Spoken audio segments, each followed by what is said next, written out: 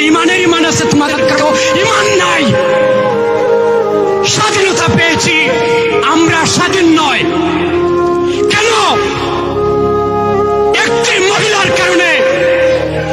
বাংলাদেশে একটি মহিলা, আমি আমার মার জাতিকে সম্মান রাখি, কিন্তু এই মহিলাকে আমি সম্মান করতে পারি না। যে মহিলা আমার ভাই, আপনার বাপ, চাচা, ভাই বোনকে গুম হত্যা করেছে, জেলে কারাবন্দী করে রেখেছে, গণতন্ত্রকে হত্যা করে রেখেছে, এই মহিলার নাম লইতে আমার ঘৃণা হয়। তিনি বলেছেন বেগম খালেদা জিয়াকে নাকি ঠুস করে পালাইয়া দেবেন। মহিলা, তোমার কাছে আমি একটা কথা বলতে চাই, বেগম খালেদা জিয়া 5টি আসনে নির্বাচিত হয়েছিলেন, আপনি পরাজয় ছিলেন আমাদের সাদেক হোসেন খোকার কাছে। আপনার লজ্জা করে না?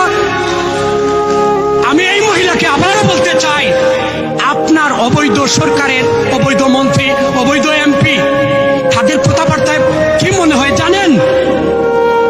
সম্মানিত উপস্থিতি, আমি আমার বক্তব্য দীর্ঘায়িত করব না।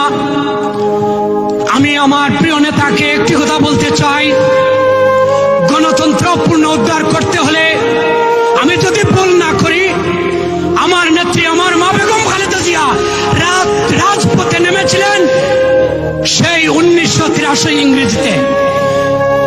বেগম খালেদা জিয়ার মাধ্যমে গণতন্ত্র যেভাবে পুনরুদ্ধার হয়েছিল জনাব তারেক রহমান সাহেবের নেতৃত্বে, আপনার আমার আন্দোলনের মাধ্যমে তাকে টেনে হুসে ক্ষমতা থেকে নামাবো ইনশাআল্লাহ।